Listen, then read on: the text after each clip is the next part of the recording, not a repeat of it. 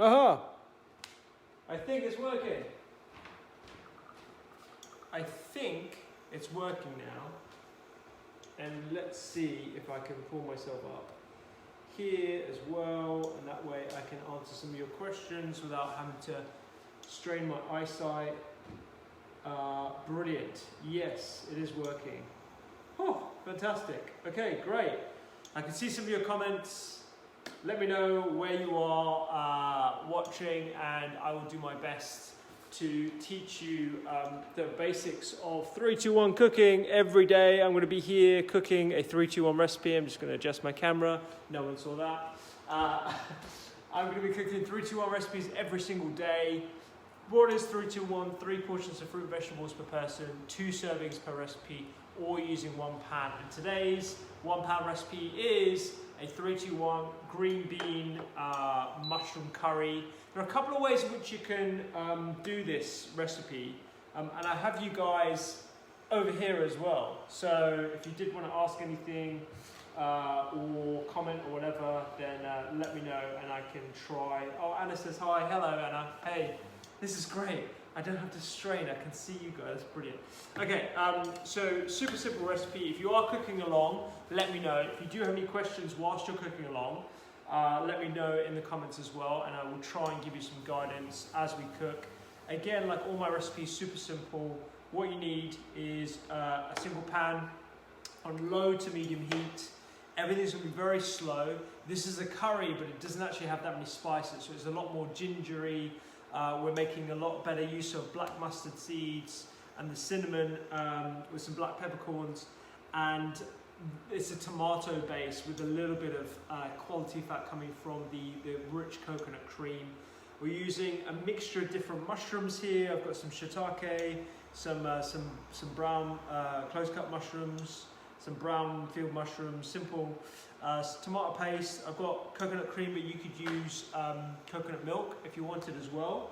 Are you watching with Yaseline to decide she wants to try mushrooms again? There's a trick to this that I'm going to teach you, Gwendoline, and that's so nice that you guys are watching from France and Worcestershire as well, and South Africa. Erica, hello Erica from South Africa, it's amazing. So we've got ginger, we're going to finely slice that, some green beans, salt, pepper, and I've got, for the plant-based protein, I've got some lentils that I've already cooked.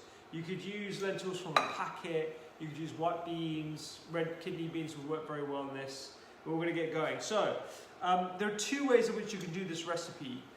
One is a little bit more fiddly, but you get a lot of texture out of the mushrooms, a much better flavour I find as well. And that's where you cook the mushrooms and the green beans in the mustard seeds and ginger, and once those are nicely sautéed, you take that out of the pan, put it to one side, and then you make the curry, the sauce, the gravy, which is tomato puree, chopped tomatoes, the coconut cream, as well as a little bit of seasoning as well. And that's a very simple, and you still have the residual sort of flavours from the ginger and the cinnamon. And then you add the mushrooms back to that once that's intensified in flavour. Or you can do the easy way, which is the way I'm going to do tonight, which is where you just bung everything in the pan and let it cook together. The only issue with doing it the way I'm going to do it is that the mushrooms lose some of that texture that you want to try and keep.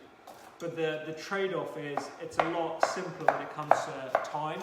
So that's the only trade-off there. So with the ginger, I'm gonna put these into matchsticks. Cranwell, oh thanks. You don't have normal mustard seeds. Any black mustard seeds would do fine. You could use the regular mustard seeds. That would work absolutely fine as well. Coriander seeds would also work quite nicely with this dish. So if you're cooking along, first things first I should have done is just get your coconut oil, or whatever oil you're using, into the pan, and then we're going to melt this. We need about 2 teaspoons of coconut oil. You could use sesame oil, ghee. I'm going to put some oil on my thing here. Let me scrape this oil and put that into the pan. You could use whatever oil you want. Sesame oil would work well. Even a mild olive oil, dare I say it, would work well. If that's all you've got, that's totally fine. It's actually on my BBC shows out today, by the way. It's on BBC Food. You can find it on iPlayer. So do check that. It's all thrifty cooking. I'm putting in tons of ginger. So that ginger is going to go in, and we're going to temper that down. Let's turn my pan up a little bit. And a little bit of seasoning, black pepper, and then the mustard seeds and cinnamon. That's all going to go in. And we want all those flavours to melt together. Yeah, thanks Linda for saying hi from Cranmore. That's so nice of you. You're making the green gumbo tonight. Brilliant, Joanne. That's awesome. And the red Thai curry yesterday. Janie, first, thanks so much. I'm glad you guys are making use of the recipes. That's brilliant. So I'm going in pretty hard with the black mustard seeds. Regular mustard seeds would work. Even cumin could work. Cumin would work really nicely in this. But I'm purposely doing a very, very simple curry recipe for those who sort of always think that curries have to have a long list of ingredients. You don't always need a big, long list of ingredients. It can be as simple as you like as well. I'm going in with ground coriander, although in the recipe I've said cinnamon stick, so you can take the stick out afterwards. But if you've only got ground cinnamon, which is all I've got today, then just use that. That's absolutely fine. Turn that up a bit. I'm going to add an addition to the recipe because I want chili flakes. I want a little bit of heat. As I'm recovering from the virus at the moment, I want a tiny bit of heat in my cooking. I find that helps with my sinuses. But you don't have to add the chili flakes. If you want a mild curry, this is perfect. For people who don't like spice, this kind of curry is brilliant because there isn't too much element of heat. The only heat is coming from the ginger itself. Inga from the US, hello. Do you not need to pop the mustard seeds? Yeah, absolutely. So the mustard seeds, there's a couple of ways in which you can heighten their flavour. You pop the mustard seeds in a dry pan and then you heat and you get their essential oils out. The other way is the way I'm doing it, which is where you put it into hot oil, and that hot oil kind of brings out that earthy mustard seed flavour. It's another way of extracting some of the phytonutrients that you get from black mustard seeds. So there's a number of different ways. When you're making what we call a tarka, which is sort of the combination of spices that you pour in oil, that you pour on top of like plain lentils, that's when you want your curry leaves in there, your ginger, your turmeric, mix it all together and pour it over, and that's when you'll get like typically your mustard seeds that are popping. But I'm trying to keep it nice and mellow tonight. I don't want mustard seeds popping up everywhere, so we're just putting it in now and just cooking on low heat for a couple of minutes. So yeah. Oh, we've got somebody from Scotland, Janice. That's brilliant. I'm feeling a lot better. Thanks so much, Janice. It's the healthy diet apparently. And somebody, Natalie, is making the coconut yellow dal with tamarind and curry leaves tomorrow. Thanks so much. That honestly, the best compliment I can have as a wannabe chef or an amateur cook is for people to cook my recipes and absolutely love them. So any feedback you have, good or bad, I want to hear about it. And if you do have the cookbook, thanks so much for supporting. It really means a lot. And do leave us a review on Amazon if you have the book. A positive one, please.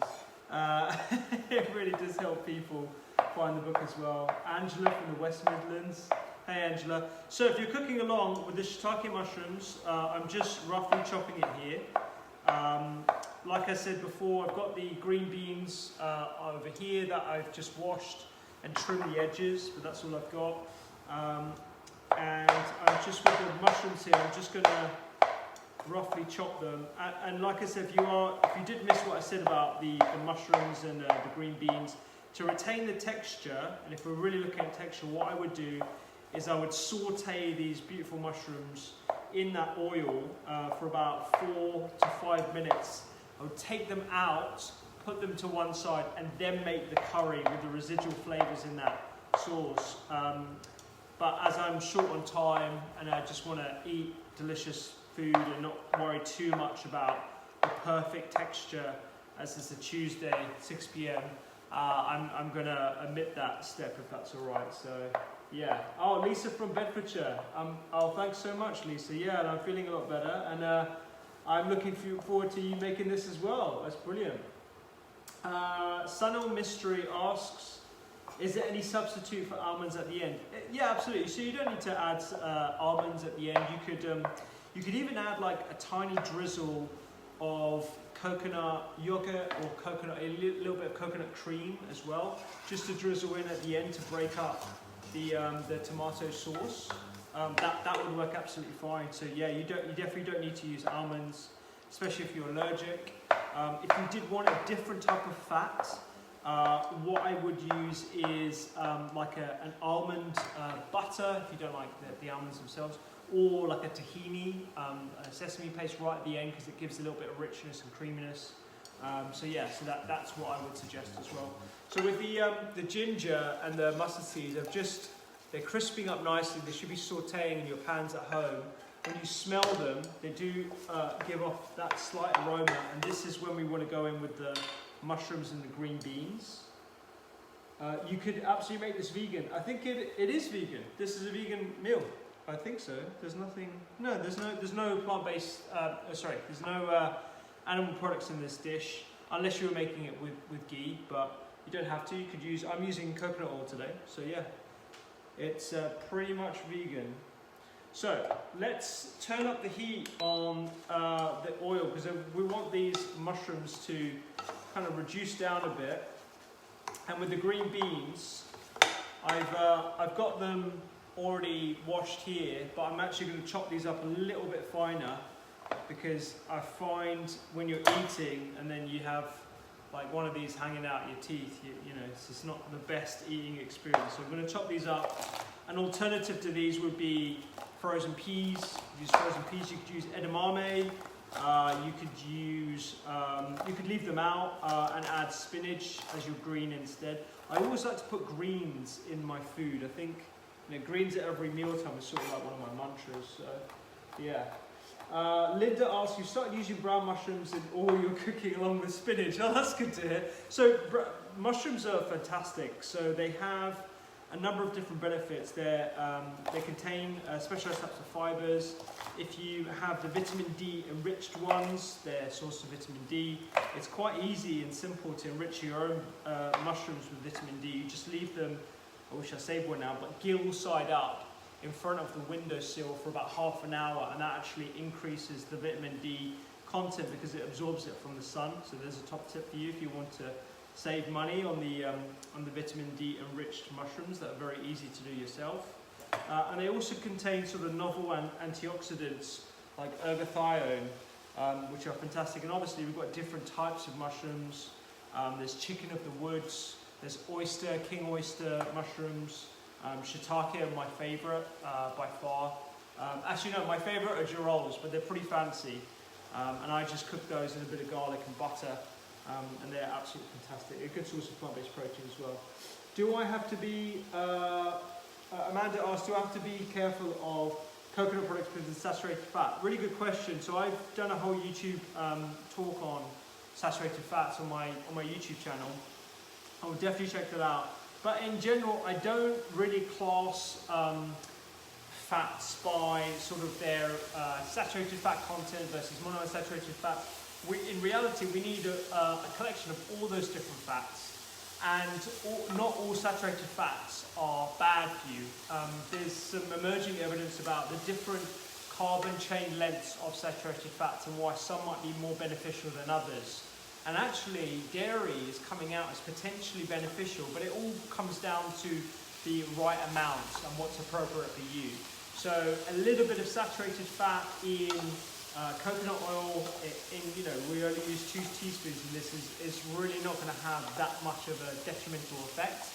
And the other attributes of this dish, i.e. the amount of fruit and vegetables, the flavours, the herbs and spices, the tomatoes that we're using, those are going to be far outweighing the cardioprotective benefits versus the potential downside of saturated fat. But I really don't subscribe to the idea that we need to be stripping all fats out of our diet. But check out that YouTube video I've done. It basically describes where sort of saturated fats lie, and actually you really want to be focusing on the quality of your fats rather than all fats in totality. But really good question. Chloe says thank you. Amanda says thank you. Brilliant. All right. Okay. So mushrooms are sort of beginning to brown, and you've got your green beans here as well that are getting some colour on them. These need another couple of minutes because my pan needs to be a little bit hotter, but that's totally fine. I probably don't need all these green beans, so I'm going to leave these for a little bit later. Got some scissors out here for some reason. Let's get this away. It's so nice to have so many people from different places. Gwendolyn from France says, your fridge was full of girolles. You've got plenty of them here. I'm very jealous because I love girolles. I think they're the best mushrooms. Chanterelle, girolles, absolutely lovely. I'm going to put all these green beans in here as well. Let me talk to you about the lentils that I've cooked here in the meantime. So these are just some green lentils that I poured into a saucepan, poured over some boiling water, and then cooked for about literally 15 minutes. And you can tell they're cooked because when you pick them up, you can push them against your fingers and they slightly come together, they mush together.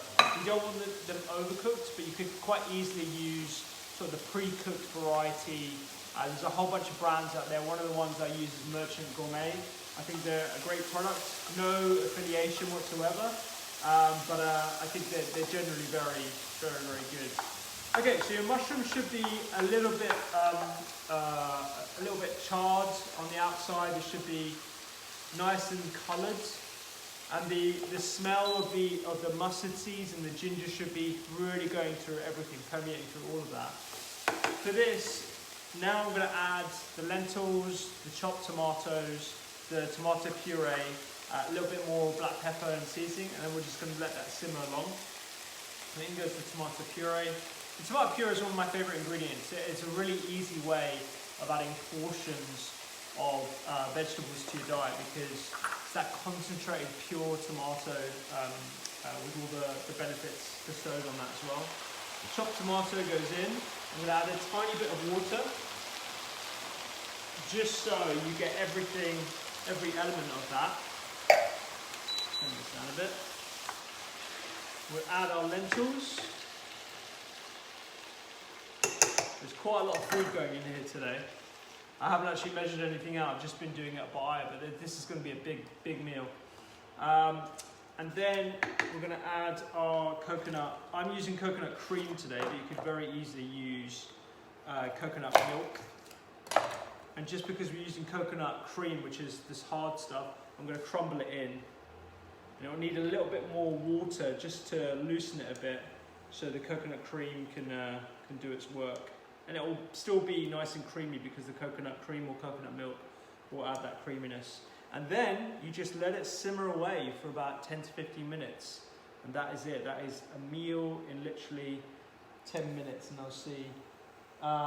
Sandra says, you can tell that I've eaten myself better. Thanks very much. Yeah, I'm lucky that I have a good sort of diet. And actually I was speaking to a good colleague of mine that is doing one of the only nutritional intervention studies in the UK, which I might be enrolling in actually as I meet the criteria as post-viral infection. And one of the interventions is a high nutrient-dense food product with a number of different elements: turmeric, broccoli, a couple of pomegranate, I think it was, and a few other ingredients too. So there is definitely some evidence to suggest that you may fare better if you have a varied diet with high nutrient dense ingredients in your diet. And that's what they're trying to test with a placebo-controlled study using supplementation. I'm just going to add a tiny bit more water. So there is something in there that they are testing, and I may be one of the participants in this controlled trial. Well, I know that the next question I'm going to get is, where do I find out information for this? If I'm enrolled in the trial or wherever I get some more information, I will definitely let you guys know. So watch out for any posts that I put out there. Cool, okay. So I'm going to put the lid on this and let this simmer away for about 10 minutes or so. In the meantime, what I would do normally is just clean down my kitchen, but as I've got you guys to keep me company, I'm going to take some of your questions. And can you use red lentils? Sandra asks. Absolutely. You could use red lentils. You could use red kidney beans. You could use green speckled beluga lentils. Whatever lentils you want, it would work absolutely fine in this dish. Totally fine. Where's my pan from? This is a Tefal pan, but I tend to use the Le Creuset or even the Denby range because they are ceramic. They tend to have a lifetime guarantee, and they are fantastically hardy as well. Like amazing pans. Again, no affiliation. I haven't been gifted anything, but yeah, no, they are absolutely fantastic. So I definitely recommend people invest in getting a decent pan. And actually, going back to the book, sorry to go on about it, but you can make every single recipe in the book using just one pan. It's a casserole dish which is lidded, which can go into the oven. If you've got one of those at home, you can make every single recipe in this book using that. And it's just sort of the formula for healthy eating. It has to be simple, it needs to be accessible every single night, because otherwise, you know, life gets in the way and you can't really maintain it for that long. I'm going to add some more pepper, so I thought I was going to do that. And sorry, going back to the topping. So if you didn't want to use almonds or anything like that, you know, feel free to garnish it with other nuts or seeds. It would definitely work absolutely fine with that. Cool. I've got a question. I need a casserole. No, hold on. I'm jumping ahead. Oh, when's the competition winner for the pans being announced? I believe it's already been announced, and they've reached out to the winner. They were going to let me know whether I was allowed to shout about it, but I haven't heard back. But there is a winner, and if you haven't been contacted, I don't think you've won. So I'm really sorry. But yeah, which lentils are more keto friendly or less carb? None. So if you want to learn about the ketogenic diet, I've done a whole podcast episode on ketogenic diets. It's on my podcast library. It's with a good friend of mine, Sue Wood, who's a registered dietitian, has been working with mainly epileptic children who are treatment refractory, i.e. they've exhausted different treatment medication options and they've opted for a ketogenic diet, which can be very, very effective actually. We did a whole episode on ketogenic diets. So it's one where you do a very low carbohydrate diet, but also very low protein and very high fat. And for that, and to be strict with that, lentils are definitely off the cards because they have a lot of fiber, a lot of carbohydrates, and you wouldn't achieve a ketogenic effect with lentils, unfortunately. So if that is the case, then definitely not.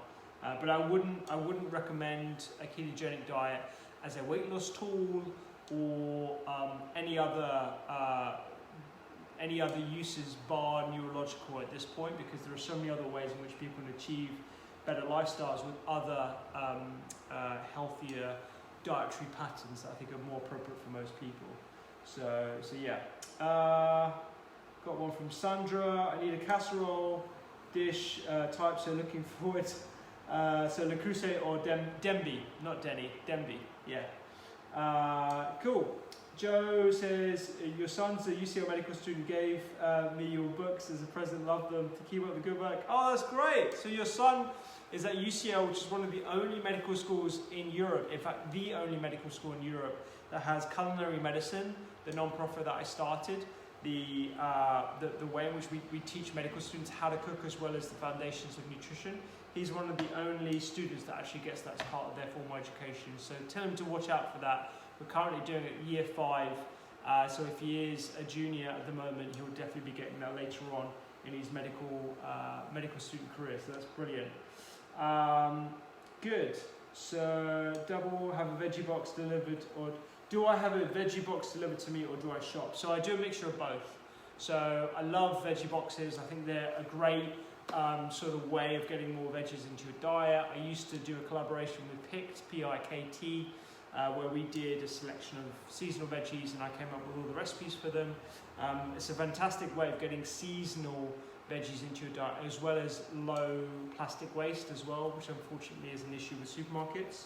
But it's a very easy sort of way of adding diversity and variety into your diet, so I definitely recommend those as well.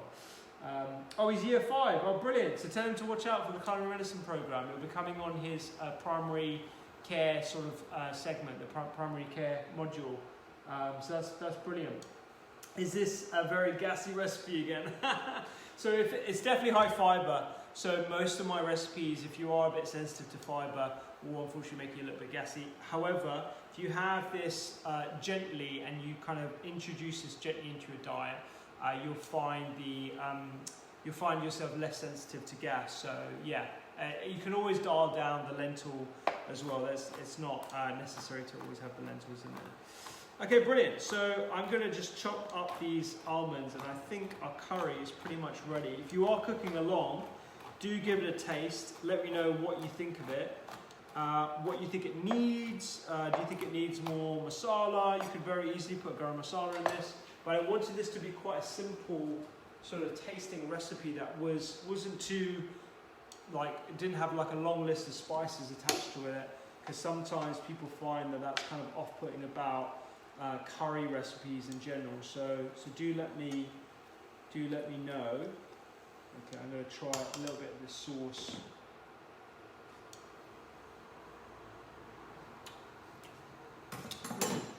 So it's gingery, you got that heat from the ginger, you got the sweetness from the tomato puree as well as the chopped tomatoes. If you cook this down a little bit more, it will intensify in flavour. You also got that creaminess from the coconut. It's a very simple recipe, so if you're not used to more adventurous cooking, then this is a very easy one to start with, and one for children, I'd say, as well, obviously with supervision, so definitely check that out. Glad I'm feeling better. Amber, thank you, Barbara. You have my book recommended. Are your recipes suitable for 13 and 17-year-olds? Absolutely, yeah, absolutely. They are suitable for that age group and lower as well. Does my book give nutritional advice as you've recently gone vegan and want to make sure I'm getting the correct ones? Definitely. So all my books have nutritional evidence base behind them. The first couple of books have like 300 references in each book. The latest one is more about process, so we talk about why food and nutritional medicine is so important, as well as ways in which to maintain a healthy diet every single day. And that's the biggest pain point for a lot of people. It's maintenance of healthy eating habits every single day. So yes, there's definitely some nutritional sides, but it's more about the 3-to-1 process, 3 portions of fruit and vegetables, 2 servings per recipe, always using 1 pound. Amanda says you cook them for your 4 children, 8 to 14. They like to moan about the veggies, but generally eat them. That's great. That's good to hear. What other veggies can you use instead of mushrooms? A whole bunch. So what I would recommend are, you could use courgettes, you could use aubergine. The only thing about aubergine is that you'd want to saute that before for a little bit longer, dry it out a bit, and then add the tomato sauce, because then it will cook in the tomato sauce. It might need a little bit longer cooking because aubergines generally needs a bit more cooking time. But if you chop it small enough into little cubes, it will definitely work. So that's fine. Brilliant, Elra, that's no problem. It's a joy to have you guys watching as well. Okay, I think we are done here with the recipe. So this is simmering away. I'm just going to pop some almonds over the curry itself. It's super gingery, and like if you wanted to add any more chili or anything else to it as well, make it your own. It's just a very easy kind of curry base. But this is what you should be left with. Hopefully you can see that. I don't know if you can or not. But that is it, a curry in one. It serves 2 people, but these are big servings actually. So I've probably gone a bit higher on the lentil content and the mushroom content for this one. But your one at home should have a little bit more tomato sauce. And if it doesn't, you can always loosen it a bit more if you wanted with a little bit of water. And then actually, I've left out the veg stock in this recipe because I don't feel it needs it, but some people want a little bit more saltiness. Another way to add umami, particularly to veggie dishes, is with the addition of soy sauce. So rather than adding yet more salt to it, you could add a little bit of soy sauce, and that gives a lot more sort of umami flavor too. All right, brilliant. Joe says, you've got both my earlier books, you need to get the new book. You haven't got it yet? Yeah, you can get it from bookstores online, wherever you want to get it from. That's brilliant. Thanks so much. Really appreciate it, guys. Hit said, looking forward to this one. Erica says, looks yummy. Thanks so much for watching, guys. I really do appreciate it. And I will be here every day, 6 p.m. I should turn this off. Every day, 6 p.m. teaching you guys the 3-2-1 method. All the recipes are on the newsletter. Do join the newsletter at thedoctorskitchen.com, and we aim to give as much lifestyle advice as possible to help you live healthier, happier lives. And also the podcast is up tomorrow. It's all about brain health and looking after your mental well-being. So do check that out. It's with Dr. Tara Swart. So yeah, it'll be on your podcast feeds tomorrow at 6 a.m. Thanks guys, appreciate it. And this will be on YouTube afterwards as well. Take care.